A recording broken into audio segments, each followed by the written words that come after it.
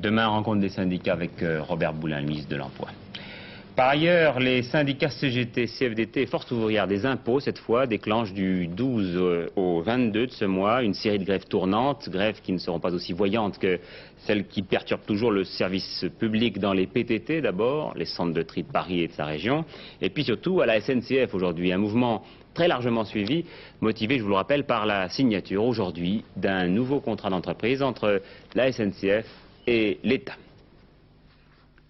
C'est au cours de 2 conseils des ministres en février et en août 1977 que le gouvernement a décidé une nouvelle orientation pour les entreprises nationales comme la SNCF.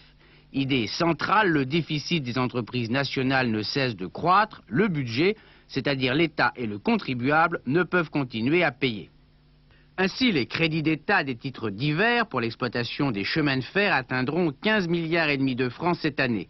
Les subventions à l'ensemble des entreprises publiques qui dépassaient 16 milliards de francs en 1974 atteignaient 2 ans plus tard 24,5 milliards et l'an passé, l'État a dû sortir de sa poche plus de 29 milliards.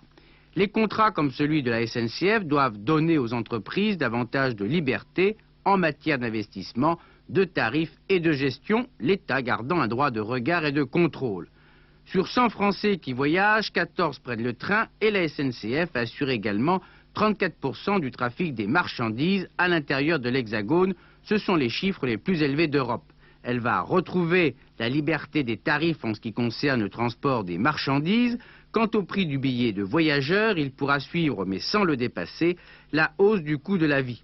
Mais le rééquilibrage de la situation financière de la SNCF passe aussi nécessairement par la suppression de certaines lignes et la fermeture de certaines gares. Et puis